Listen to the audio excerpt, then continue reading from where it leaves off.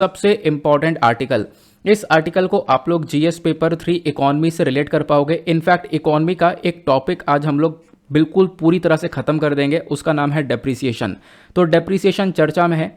In fact यहाँ पर Indian rupee के अंदर डेप्रिसिएशन देखने को मिला है, मतलब इंडियन रुपी जो है वो अमेरिकन डॉलर के मुकाबले में कम होती हुई नजर आई है। इसी को हम लोग डेप्रिसिएशन बोलते हैं। लेकिन ये टॉपिक यहाँ पर खत्म नहीं होता है। इस टॉपिक को लेकर बहुत सारी इन्फॉर्मेशन है, प्रॉपर डेफिनेशन है, साथ ही साथ डेप्रिसिएशन का इम्पैक्ट भारत की अर्थव्यवस्था के ऊपर, इंडियन इकोनॉमी के ऊपर क्या पड़ता है। इसके दो प्रकार के इम्पैक्ट पड़ते हैं, एक पॉजिटिव इम्पैक्ट होता है, एक नेगेटिव इम्पैक्ट होता है। दोनों को हम लोग डिस्कस करेंगे। तो मतलब ओवरऑल कहीं से भी आप लोग यहाँ पर ये टॉपिक पढ़ोगे, जैसे कि आप कोई भी बुक ले लेते हो यूपीएससी के लिए जो भी पढ़ रहे हो, वहाँ पे डेप्रिसिएशन का जब आप टॉपिक उठाते हो इकोनॉमी की बुक से, तो वो सारी इन्फॉर्मेशन आपको मिलेगी जो कि इस वाले आर्टिकल में मैं आपके साथ डिस्कस करने वाला हूँ।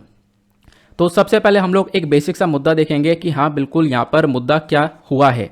हुआ यह है कि अभी तक का सबसे निचला हिस्सा हम लोगों ने देखा है इंडियन करेंसी का, या फिर आप कह सकते हो कि अभी तक का एक ऐसा स्तर आ चुका है जहाँ पे इंडियन करेंसी बहुत ज़्यादा गिर चुकी है, बहुत ज़्यादा डाउन हो चुकी है अमेरिकन डॉलर के मुकाबले में। तो अमेरिकन डॉलर के मुकाबले में जो इंडियन करेंसी है वो अभी तक सबसे निचले स्तर पर है। और कितने तक पहुंच चुकी है ये? 77.44।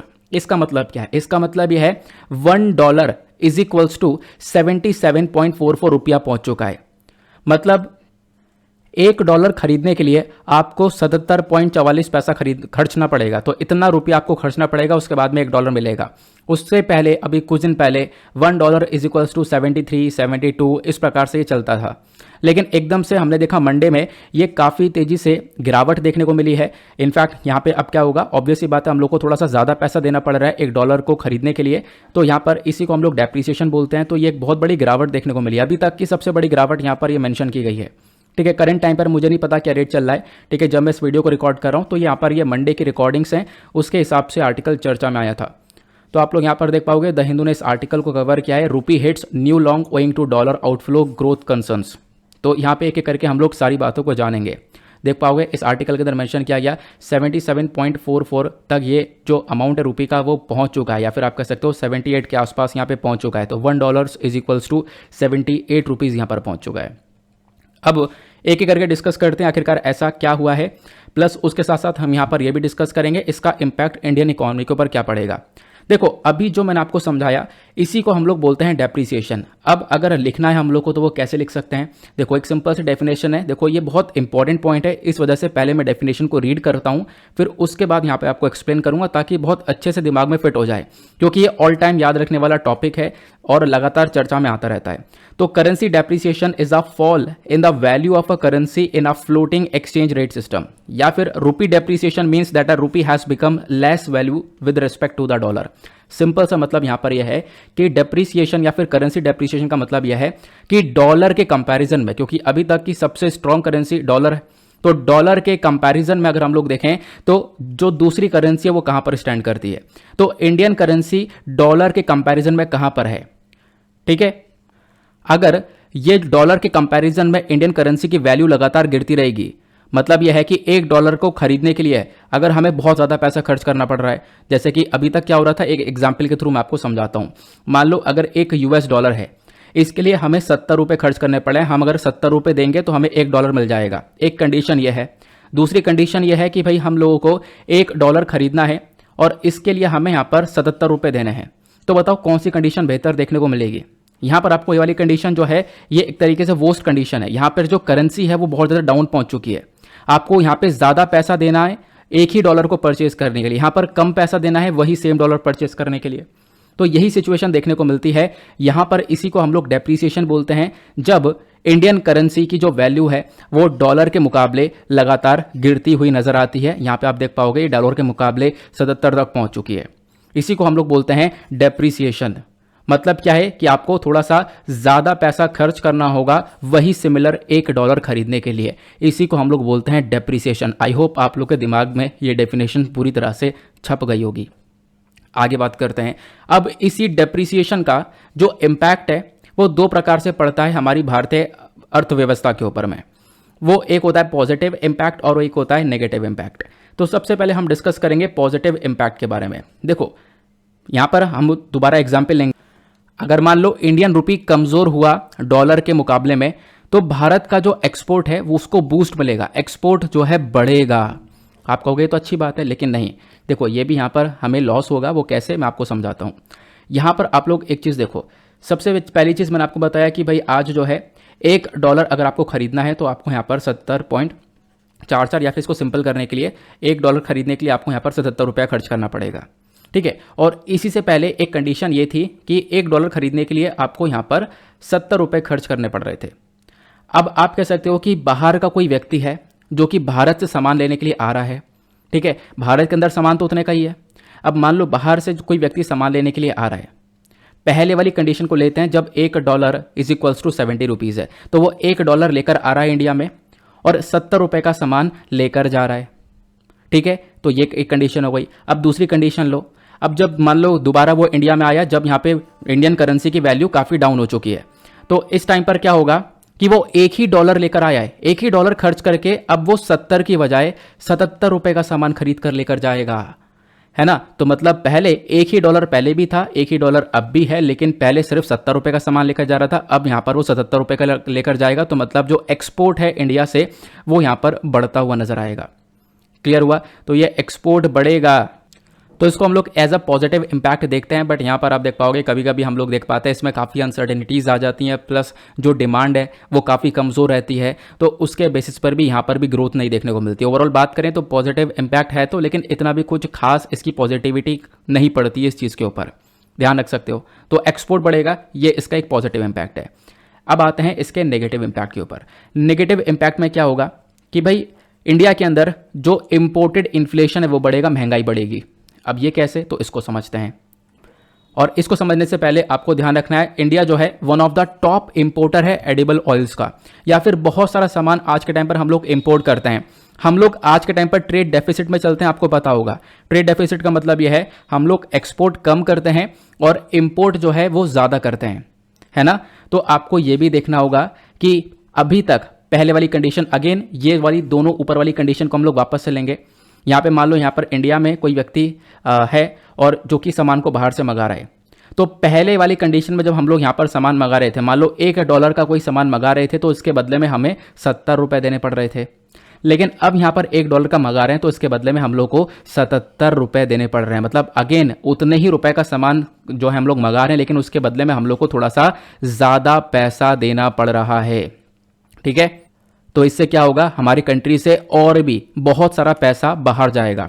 हालांकि सेम क्वांटिटी के लिए, सेम क्वालिटी के लिए जो हम पहला पैसे दे रहे थे, अब उससे भी ज़्यादा हम लोग को पैसा देने पड़ेगा, ठीक है। तो ये यहाँ पर डेप्रिसिएशन का एक नेगेटिव इंपैक्ट पड़ता है, क्योंकि हम लोग इंपोर्ट करते हैं और खासकर यही बात है, ये इसलिए मैंने आपको यहाँ पे बताया, हम लोग इंपोर्ट बहुत सारा करते हैं, बहुत सारा सामान अपने कंट्री के अंदर मंगाते हैं, है ना। आप कंट्री के अंदर मंगाते हैं तो उसके बदले में हमें बहुत सारा पेमेंट भी करना होता है, और अभी भी ऐसा इंपोर्ट रहेगा तो इसके बदले में हम लोगों को थोड़ा सा ज़्यादा और एक्स्ट्रा पेमेंट देना होगा। वो एक्स्ट्रा मनी जो है यहाँ से निकल कर जाएगा दूसरे देश में। तो इसका ये हो गया नेगेटिव इंपैक्ट। आई होप आपको एक एक करके सारे इंपॉर्टेंट पॉइंट समझ में आ रहे हैं। तो पॉजिटिव नेगेटिव इंपैक्ट क्लियर हुआ। अब ये तो आपने समझ लिया डेप्रिसिएशन की, डेप्रिसिएशन होता क्या है। डेप्रिसिएशन के अलावा एक और टर्म आता है अप्रिसिएशन। तो अप्रिसिएशन और डेप्रिसिएशन के बीच में क्या डिफरेंस होता है वो आपको यहाँ पर इनके नाम से समझ में आ रहा होगा। डेप्रिसिएशन के अंदर जो इंडियन रुपये की वैल्यू है वो कमज़ोर हो जाती है, लेकिन एप्रिसिएशन के अंदर में यहाँ पे जो ये वैल्यू है करेंसी की वो यहाँ पर बढ़ जाती है, ठीक है। तो मतलब कि $1 के मुकाबले जो पैसा है एक तरीके से वो और ज़्यादा, जो इंडियन करेंसी है वो और ज़्यादा स्ट्रांग हो जाती है। बस खाली इतना ही आपको यहाँ पर ये इसका एक डिफरेंस देखने को मिलेगा। जो करेंसी के अंदर जब एप्रिसिएशन होता है तो इससे हमारे एक्सपोर्ट के ऊपर एक बुरा इंपैक्ट पड़ता है, आपको ही पता है, ठीक है। क्योंकि अब क्या होगा, बाहर से भाई वो $1 लेकर आ रहा है और कम रुपए का सामान लेके जा रहा है ना। क्योंकि यहाँ पर क्या है, करेंसी की जो वैल्यू हमारी वो इंक्रीज हो चुकी है, एप्रिसिएशन वाली कंडीशन है ये। तो वही बिल्कुल सेम चीज़ यहाँ पे जो हमने समझा इसी को उल्टा कर दो तो वो यहाँ पर अप्रिसिएशन कहलाएगा। तो इसमें कोई ज़्यादा दिमाग मारने की आवश्यकता है ही नहीं।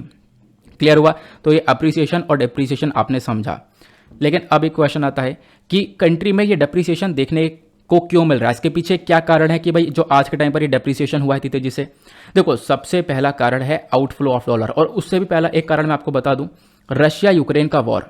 रशिया यूक्रेन के वॉर में अमेरिका ने क्या किया, अमेरिका ने यहाँ पर दुनिया भर से मना कर दिया कि रशिया से कोई व्यापार नहीं करेगा, और रशिया से व्यापार को खुद भी कट किया। अब जो बहुत सारी कंट्रीज हैं वो रशिया के साथ में अमेरिका के साथ में व्यापार कर रही है, क्योंकि उनके पास कोई ऑप्शन नहीं बचा है। तो अमेरिका से के साथ में जो व्यापार हो रहा है, इसकी वजह से जो अमेरिकन डॉलर है वो मजबूत होता हुआ चले जा रहा है। ठीक है, तो अमेरिकन डॉलर आज के टाइम पर मजबूत हो रहा है, उसके पीछे कई सारे आपको कारण देखने को मिल जाएंगे, दुनिया भर के यहाँ पर इश्यूज देखने को मिल जाएंगे। तो पहला तो रीज़न ये हो गया। दूसरा रीज़न ये क्या हो गया है, दूसरा रीज़न आप देख पाओगे, डॉलर हमारी कंट्री से निकल रहा है। इसका मतलब यह है, देखो जो हमारे मार्केट्स होते हैं, स्टॉक मार्केट होता है, स्टॉक मार्केट में बहुत सारे लोग पैसा को इन्वेस्ट करते हैं, बाहर से बहुत सारा पैसा आता है हमारे कंट्री के अंदर में, वो सारे लोग यहाँ पर पैसा निकाल रहे हैं हमारे मार्केट से। क्यों निकाल रहे हैं? देखो एक सबसे बड़ा रीज़न ये भी है कि जो ये वेस्टर्न कंट्रीज़ हैं, अमेरिका हो गया, ठीक है, मैक्सिको हो गया, उसके बाद इधर यहाँ पे यूरोपियन यूनियन की कंट्रीज़ हो गई, ये सब भारत के ऊपर लगातार जोर डाल रही हैं। जोर ये डाल रही है कि भाई रशिया के साथ में रिलेशन खत्म कर दो पूरी तरह से, या फिर रशिया के साथ में जो व्यापार है वो मत करो, क्योंकि रशिया लगातार यूक्रेन को इन्वेड कर रहा है, यूक्रेन के ऊपर अटैक कर रहा है, और उसको जो फंडिंग मिल रही है वो आपके व्यापार से मिल रही है। तो भारत के ऊपर ये फोकस दिया जा रहा है। तो जो भी इन्वेस्टर्स जिन्होंने भारत में पैसा लगा रखा है, उनका सोचना यह है कि कहीं ना कहीं भारत के ऊपर भी आने वाले टाइम पर सैंक्शंस लग सकते हैं, भारत की करेंसीज यहाँ पर डूब सकती हैं, तो इनको घाटा हो सकता है। तो उन्होंने पहले से यहाँ पर डॉलर निकालना चालू कर दिया, और ज़्यादा से ज़्यादा डॉलर निकल रहा है, तो इससे हमारे मार्केट के ऊपर एक बहुत बड़ा इंपैक्ट पड़ रहा है, जिसकी वजह से अगेन ये डेप्रिसिएशन देखने को मिला। हमारी करेंसी जो है, हमारी जो वैल्यू, इंडियन वैल्यू, वो यहाँ पर डिक्रीज हो रही है। ठीक है, क्लियर हुआ। और इसी चीज़ को देखते हुए एक और कारण ये भी है कि जब हमारे मार्केट से सारा पैसा निकल रहा है, तो इस इकॉनमी को स्टेबल करने के लिए क्या करना पड़ेगा हमें, जो हमारा फॉरेक्स रिजर्व है, जो बाहर का पैसा होता है, उसकी जो भंडार हम लोग रखते हैं, उस रिजर्व में से पैसा निकालना होगा। तो हम लोग अपने फॉरेक्स रिजर्व से पैसा निकाल रहे हैं, तो फॉरेक्स रिजर्व भी हमारा थोड़ा सा डाउन हो रहा है। इसकी वजह से भी डेप्रिसिएशन देखने को मिला कि हाँ, इंडियन करेंसी की वैल्यू लगातार कम हुई है। फिर उसके बाद एक और कारण आपको देखने को मिल जाएगा, वो है टाइटनिंग ऑफ मॉनेटरी पॉलिसी। हालांकि यही दो कारण मेंशन्ड थे न्यूज़पेपर के अंदर में, बट इसके अलावा यहाँ पर बातें करते करते और कारण निकल आए। लेकिन यहाँ पर एक कारण क्या है, tightening of monetary policy. Monetary policy tightening का मतलब यह है कि अभी रिसेंटली आपको पता होगा आरबीआई ने रेपो रेट को बढ़ा दिया है। ठीक है, उसके बाद यहाँ पर हमने देखा सीआरआर, एसएलआर के अंदर इंक्रीमेंट देखने को मिला है। फिलहाल तो अभी रेपो रेट के बारे में चर्चा की जा रही है। तो जो मॉनेटरी पॉलिसी है उसको और ज़्यादा टाइट कर लिया है, ताकि जो आज के टाइम पर महंगाई बढ़ रही है उसको थोड़ा सा कंट्रोल किया जा सके, उसको रेगुलेट किया जा सके। इसकी वजह से भी लगातार डेप्रिसिएशन आपको देखने को मिल रहा है। क्लियर हुआ। तो ये सारे कारण हैं जो आज के टाइम पर, ये करंट टाइम पर डेप्रिसिएशन देखने को मिल रहा है इसके। आई होप आप लोग को यहाँ पर ये सारे पॉइंट्स अच्छे से क्लियर हो चुके हैं। अब क्वेश्चन ये है, ये जो डेप्रिसिएशन है हमारी इकॉनमी को कैसे इंपैक्ट करेगा। तो मैंने आपको बताया भाई, फॉरेन रिजर्व जो है हमारा, बाहर का जो पैसा हम लोग अपने पास में रखते हैं रिजर्व्स के रूप में, वो यहाँ पर कमज़ोर हो रहा है, क्योंकि यहाँ पर इंडिया से पैसा निकलेगा तो उसको यहाँ पर संभालने के लिए, इंडियन इकॉनमी को संभालने के लिए फॉरेक्स रिजर्व से पैसा निकाला जाएगा। ठीक है, तो ये थोड़ा सा डाउन होता हुआ नजर आएगा।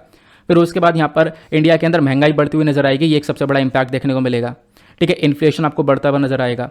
अब इन्फ्लेशन भी आपको 3 प्रकार के देखने को मिल जाएंगे, demand pull inflation, cost push inflation और बिल्ट इन इन्फ्लेशन। अब इसमें आप देख पाओगे, एक होता है डिमांड पुल इन्फ्लेशन, जब यहाँ पर किसी प्रोडक्ट की डिमांड जो है वो काफ़ी बढ़ जाती है और प्रोडक्शन कम हो रही है। ठीक है, मान लो कोई प्रोडक्ट है, डिमांड बहुत ज़्यादा हो गई, बहुत ज़्यादा डिमांड है भाई, हमें चाहिए, लेकिन उसकी सप्लाई हो नहीं पा रही है, तो उसके दाम बढ़ जाते हैं।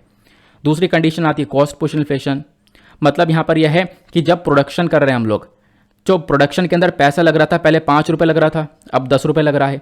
ठीक है, तो क्या होगा, मार्केट में वो जो पैसा है वो और ज़्यादा, मार्केट में जो प्रोडक्ट है वो और ज़्यादा महंगा उतरेगा, तो इसको हम लोग कॉस्ट पुश इन्फ्लेशन बोलते हैं। फिर एक क्या आता है, बिल्ट इन इन्फ्लेशन, जैसे जैसे महंगाई बढ़ रही होती है तो यहाँ पर जो हमारे वर्कर्स होते हैं वो यहाँ पर बोलते हैं भाई हमारी मजदूरी भी बढ़ाओ। ठीक है, महंगाई में कैसे गुजारा चलेगा, तो वेजेस भी यहाँ पर बढ़ जाती हैं, तो यहाँ पर ये बिल्ट इन इन्फ्लेशन कहलाता है। क्लियर हुआ। तो इस प्रकार से आपको यहाँ पे इन्फ्लेशन काम करता हुआ नजर आता है, ये भी आपको एक डेटा मिल चुका। आगे चलते हैं। आगे बढ़ने से पहले अगर आप लोगों ने आज कुछ नया सीखा है, इस पूरे टॉपिक के बारे में अच्छे से चीज़ें जानी हैं, तो फटाफट जो वीडियो के ऊपर लाइक का बटन है उसको दबा दो, और जो हमारा